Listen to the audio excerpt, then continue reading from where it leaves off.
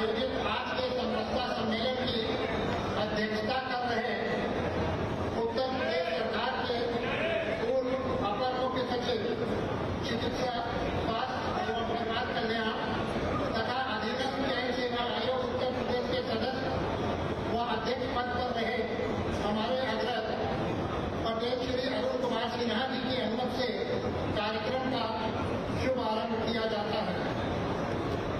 युग दृष्टा युग पुरुष विशेषण छोटा है अवतार सा, सहस्त्र वर्षों में एक बार कोई जन्म लेता सरदार। देश के स्वतंत्रता आंदोलन के इतिहास में सरदार वल्लभ भाई पटेल का नाम स्वर्ण अक्षरों से अंकित है। वे एक ऐसे वीर योद्धा थे जो झुकना नहीं जानते थे। वह डरने वाले नहीं अपितु बरसने वाले मेघ थे। आओ सर्वप्रथम हम उनको निज श्रद्धा के फूल चढ़ाएं। उनकी पावन स्मृति में हम क्षण दो क्षण पावन हो जाएं। देश की आज़ादी में कड़ी यातनाएं भोगने वाले वीर सेनानियों के त्याग एवं बलिदान की कीमत किसी भी रूप में चुकाई नहीं जा सकती। इन वीर सेनानियों के प्रति उच्च सम्मान प्रदर्शित करने एवं देश की एकता और अखंडता की ज्योति को सुदृढ़ करने हेतु आयोजित समरसता सम्मेलन का आयोजक मैं डॉक्टर प्रमोद कुमार गंगवार माधव सभागार में उपस्थित सभी आगंतुकों का हार्दिक अभिनंदन एवं वंदन करता हूं। अब सरदार पटेल सरीखा लौह पुरुष दृढ़ निश्चय वाला पाएगा देश कभी क्या ऐसा अद्भुत व्यक्ति निराला। आज संपूर्ण राष्ट्र सरदार वल्लभ भाई पटेल के व्यक्तित्व एवं कृतित्व की ओर अपलक होकर देख रहा है।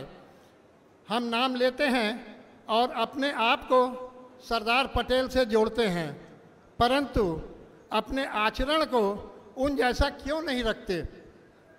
आज देश की आवश्यकता है कि सभी अपने चरित्र को सरदार पटेल जैसा उज्जवल, निर्मल व राष्ट्रीय भावना से ओतप्रोत रखकर अपने कार्यों को ऐसा स्वरूप दे कि हमारे अंदर उनके आदर्श रूप झलकें। हमारी वाणी व कर्म में ऐसी महक निकले कि निराशा, कुंठा, राग द्वेष, बैर, नफरत आदि की कहीं जगह न रहे। पटेल के सपनों को हम सब मिल पूरा कर दिखलाएंगे। एक आदर्श समाज बनाकर देश में नई रोशनी लाएंगे।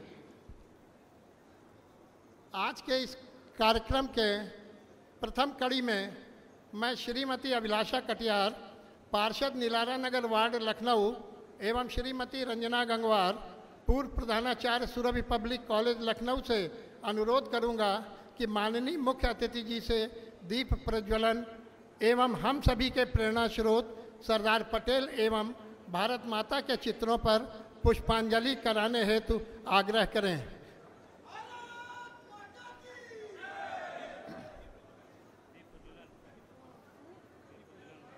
दीप प्रज्वलन जाइए करवाइए।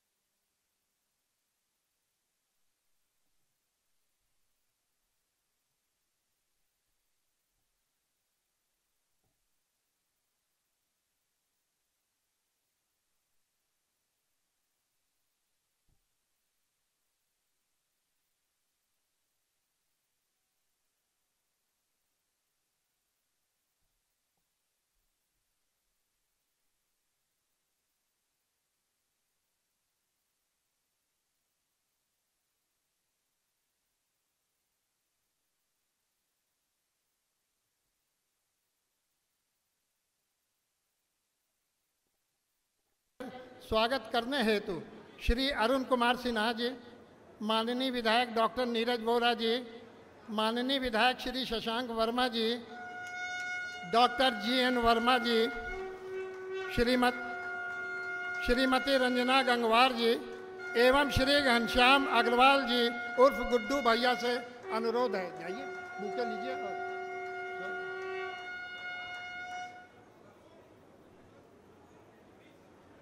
ब्रजेश पाठक जी आए हैं।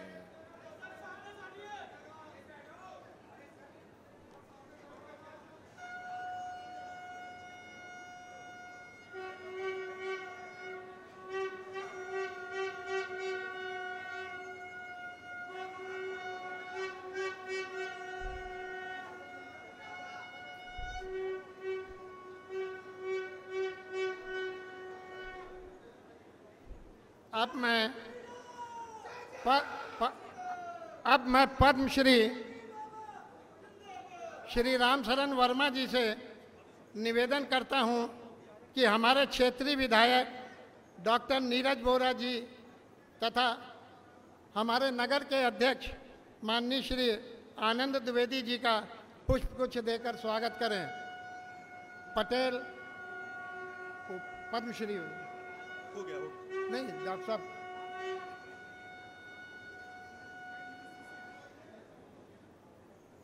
श्री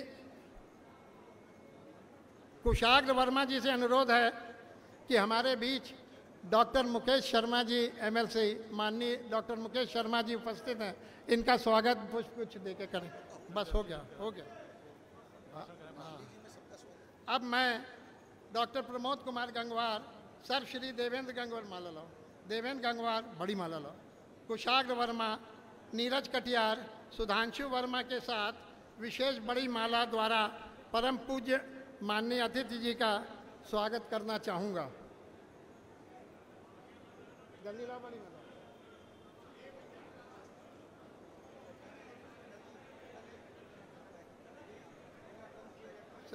सतीश वर्मा जी आइए।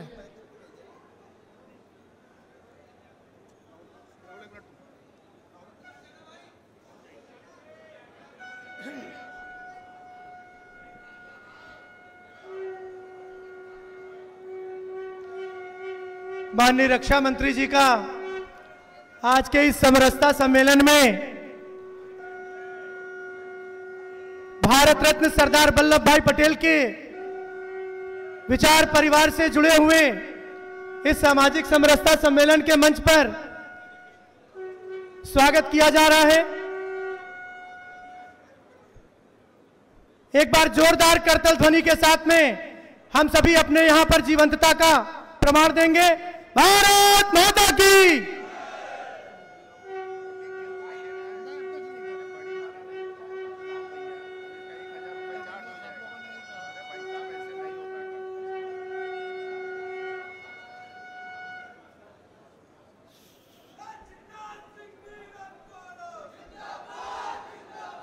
स्वागत के क्रम को विराम देते हुए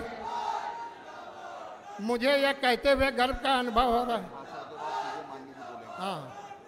स्वागत के क्रम को विराम देते हुए मुझे यह कहते हुए गर्व का अनुभव हो रहा है कि आज संपूर्ण भारत में सरदार पटेल नाम की चर्चा हो रही है।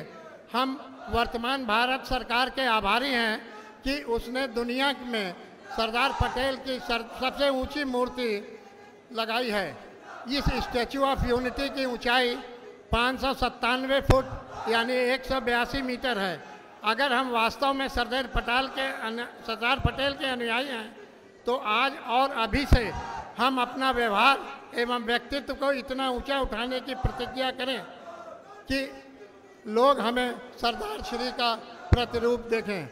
कार्यक्रम को आगे बढ़ाते हुए मैं श्री अरुण कुमार सिन्हा जी से निवेदन करूंगा कि वो स्वागत भाषण करने हेतु अनुरोध करता हूं। मैं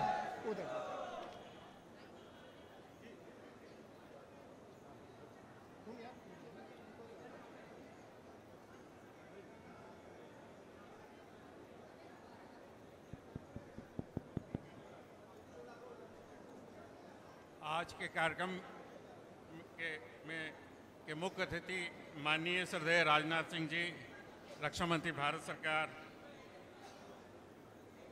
माननीय महापौर लखनऊ सुश्री सुषमा खड़गवाल जी, माननीय नीरज बोरा जी विधायक लखनऊ उत्तर, माननीय शशांक वर्मा जी विधायक निघासन खीरी,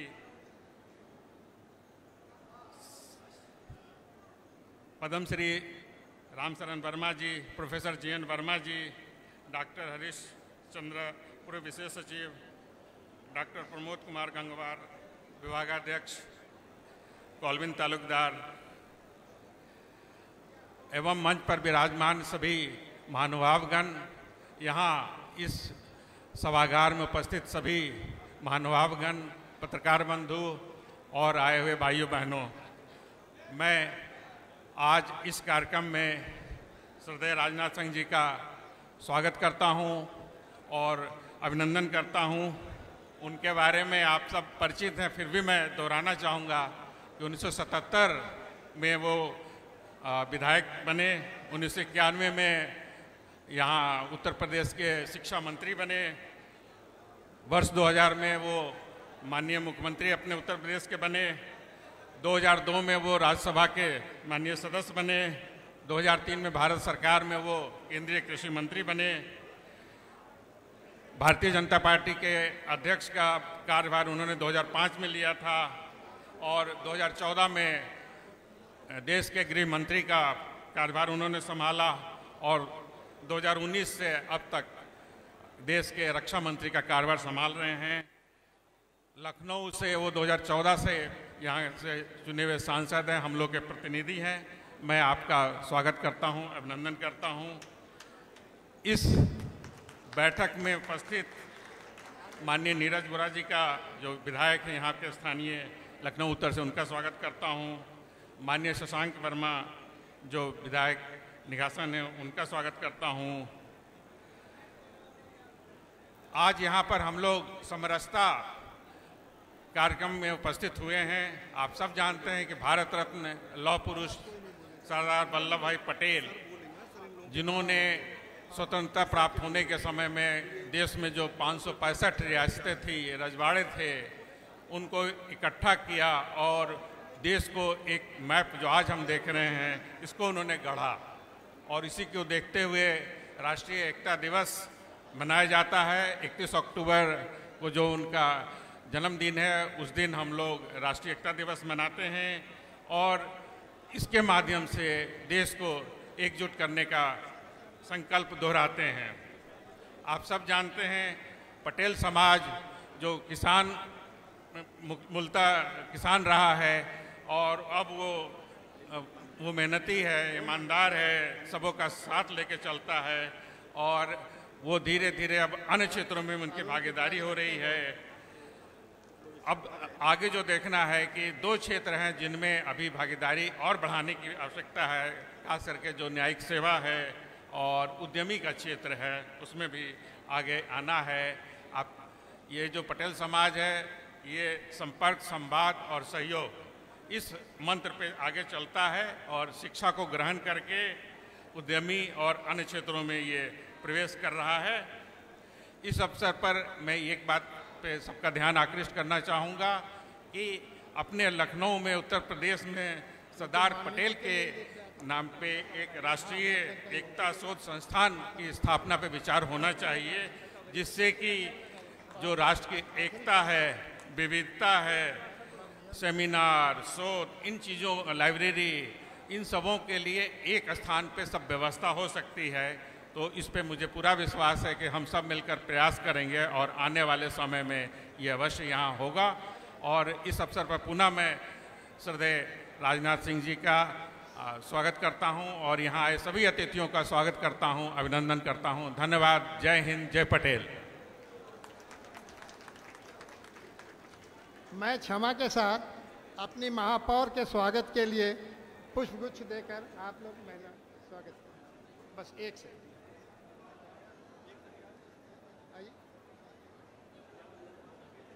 माननीय मुख्य अतिथि परम श्रद्धेय श्री राजनाथ सिंह जी की ने लखनऊ के इंफ्रास्ट्रक्चर को विश्व स्तरीय बनाए जाने हेतु आउटर रिंग रोड सहित अनेक फ्लाईओवर व अंडरपास का निर्माण तथा मेट्रो विस्तार जैसी शहर की बुनियादी सुविधाओं को मजबूत करके लखनऊ वासियों के जीवन की गुणवत्ता को अभूतपूर्व सुधार किया है। आपने वैज्ञानिक अनुसंधान को बढ़ावा देने के लिए लखनऊ में एक DRDO प्रयोगशाला की स्थापना करवाई। हम आभारी हैं कि आपने पिछले एक दशक में लखनऊ के चौमुखी विकास पर 72-73 हज़ार करोड़ रुपए का लगभग व्यय विभिन्न परियोजनाओं पर किया है। अब मैं डॉक्टर नीरज बोरा से अनुरोध करता हूं कि वह माननीय मुख्य अतिथि जी से आशीष वचन हेतु अनुरोध करें।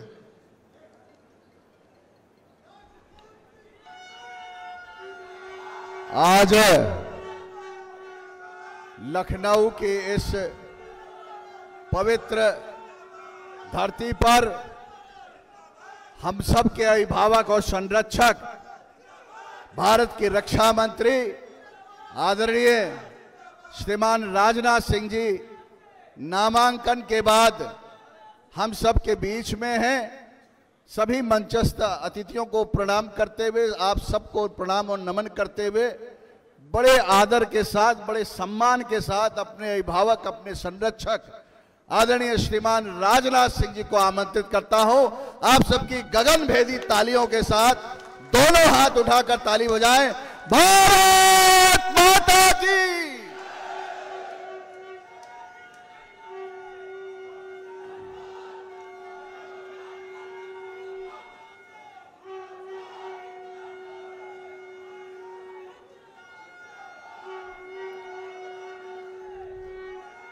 शांत हो जाइए, बोलिए भारत माता की।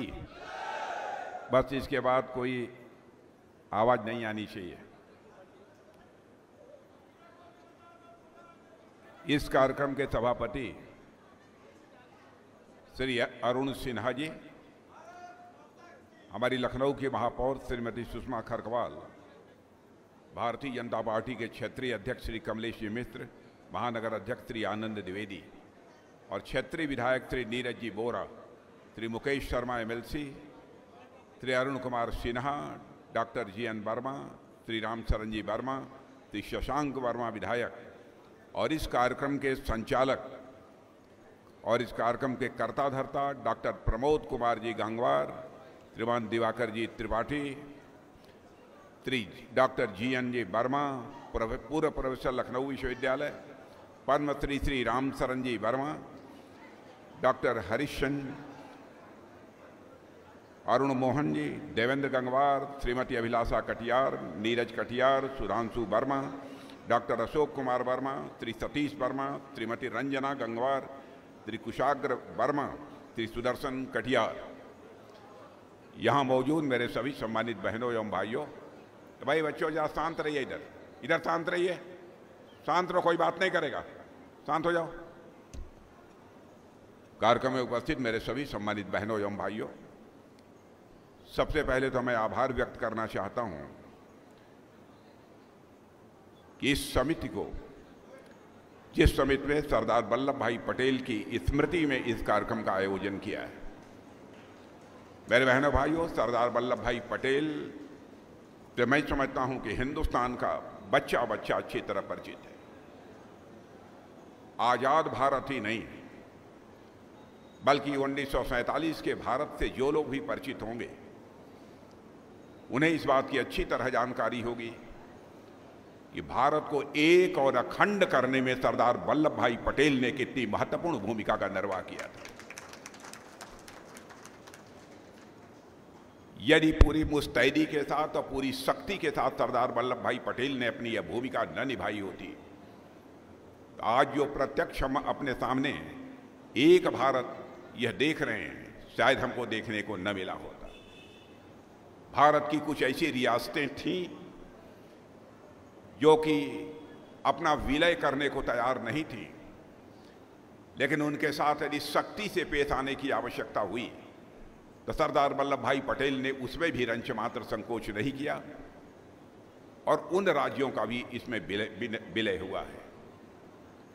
ऐसे सरदार वल्लभ भाई पटेल की स्मृति में जो यह कार्यक्रम आयोजित किया गया है, उसके लिए मैं प्रमोद जी गंगवार, अरुण जी सिन्हा और सारे लोगों को अपनी तरफ से विशेष रूप से मैं धन्यवाद देता हूं और उनके प्रति मैं आभार व्यक्त करता हूं।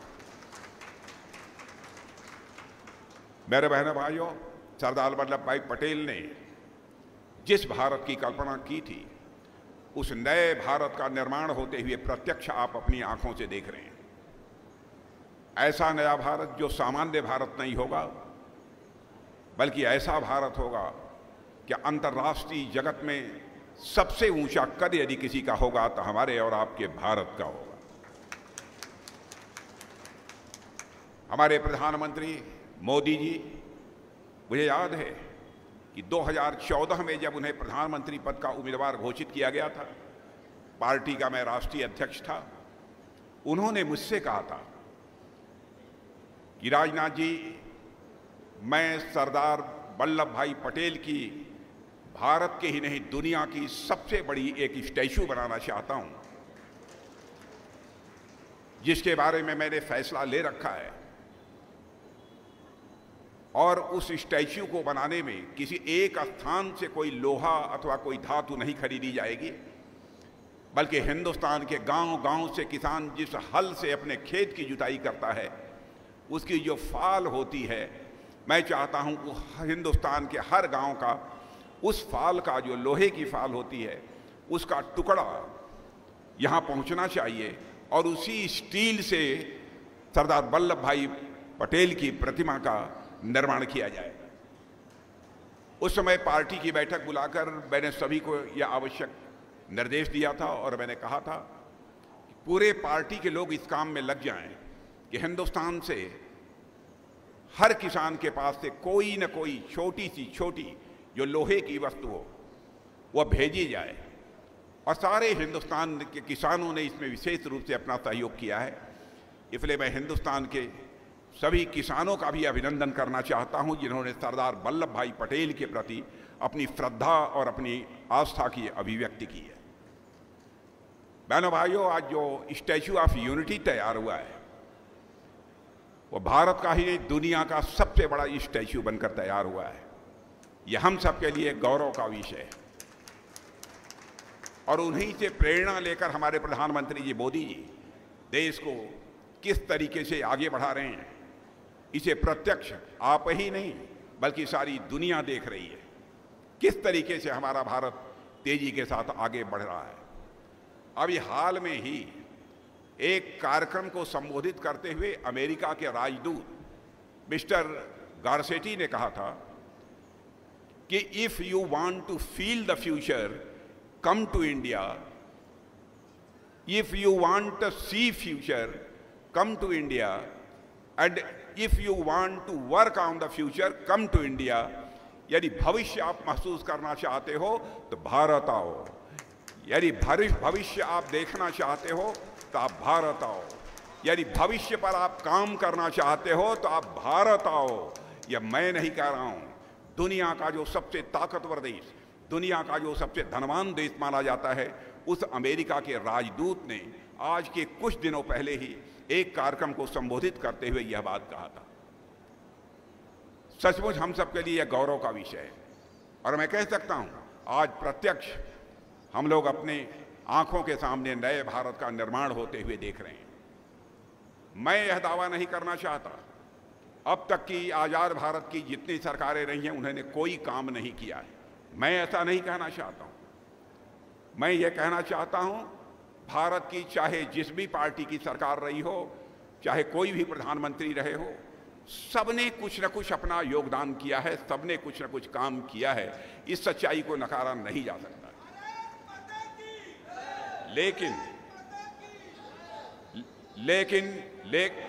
लेकिन विकास की तेजी, विकास की तीव्रता जो मोदी जी के शासनकाल में देखने को मिली है, मैं डंके की चोट में कह सकता हूं, वह विकास की तेजी, वह विकास की तीव्रता हमको देखने को कभी नहीं मिली। और यही कारण है कि भारत तेजी के साथ आगे बढ़ रहा है। और आज आप सबको जानकारी होगी ही समाचार पत्रों के माध्यम से, अंतर्राष्ट्रीय जगत में, सारी दुनिया में भारत का कद ऊंचा हुआ है। पहले हम लोग भी विदेशों में जाते थे, अंतर्राष्ट्रीय मंचों पर जब कभी भी हम कोई भाषण देते थे, कोई विचार व्यक्त करते थे, तो हमारी बातों को जिस गंभीरता पूर्वक लिया जाना चाहिए नहीं लिया जाता था। लेकिन आज यदि अंतर्राष्ट्रीय मंचों पर भारत कुछ बोलता है तो सारी दुनिया कान खोलकर सुनती है भारत बोल क्या रहा है। यह भारत की हैसियत सारी दुनिया में बनी।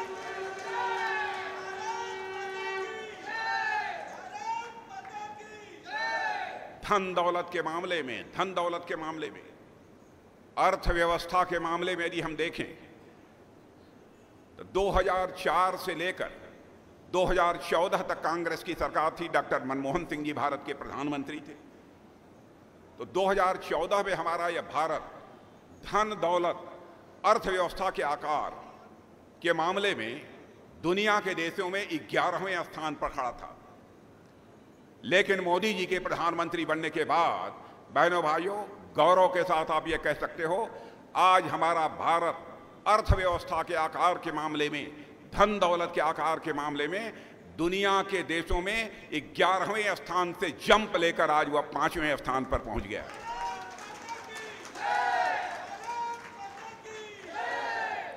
इतना ही नहीं, अंतर्राष्ट्रीय जगत के मानी जाने अर्थशास्त्री और जो अंतर्राष्ट्रीय फाइनेंशियल फर्म्स होती हैं वह यह दावा कर रही हैं कि भारत जितनी तेजी के साथ आगे बढ़ रहा है, अब इस सच्चाई को नकारा नहीं जा सकता है कि 2027 आते आते भारत की अर्थव्यवस्था दुनिया के टॉप 3 कंट्रीज में आकर खड़ी हो जाएगी। यह है भारत की आगे बढ़ने की गति।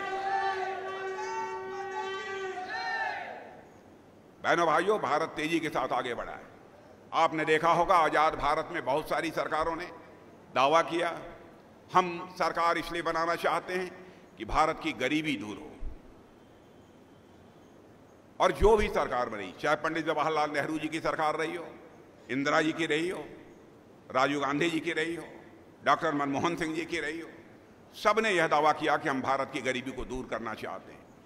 लेकिन जो वांछित परिणाम मिलना चाहिए था गरीबी दूर करने का, वह प्राप्त नहीं हो पाया। बहनों भाइयों, आजाद भारत के इतिहास में, यह मैं नहीं कह रहा हूं, नीति आयोग ने कहा है और विश्व की मानी जानी संस्था इंटरनेशनल मॉनेटरी फंड, अंतर्राष्ट्रीय मुद्रा कोष ने भी कहा है कि इन 8 वर्षों के अंदर भारत से 25 करोड़ लोगों को गरीबी रेखा से बाहर करने में किसी ने कामयाबी हासिल की है तो मोदी जी के नेतृत्व की हमारी सरकार ने वह कामयाबी हासिल की।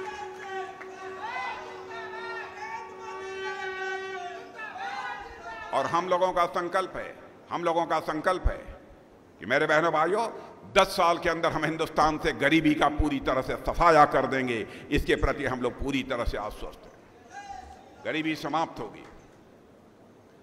इसलिए मैं आप सब लोगों से अपील कर रहा हूं, बहनों भाइयों, अब तो प्रत्याशी को भी नहीं देखना, यह देखना है कि अब सरकार किसकी बनने वाली है। मोदी जी को भारत का प्रधानमंत्री बनना चाहिए। इस संकल्प के साथ हम लोगों को आगे बढ़ने की जरूरत है। मैं आप सभी लोगों से मैं अनुरोध करूंगा, इस बात की चिंता करें, एक भी मतदाता 20 मई को शेष नहीं बचना चाहिए जो अपना मतदान करने के लिए मतदान केंद्र पर न पहुंच जाए। इसके लिए प्रयत्न यदि करना होगा तो आप सभी को करना होगा।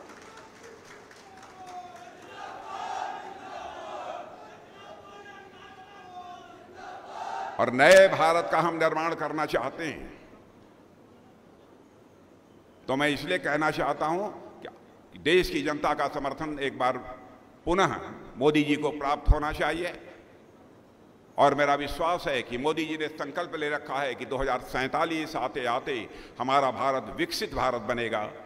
और मैं समझता हूं कि विकसित भारत क्या, हम भारत को तो दुनिया का सुपर पावर बनाना चाहते हैं, विश्व की हम महाशक्ति बनाना चाहते हैं।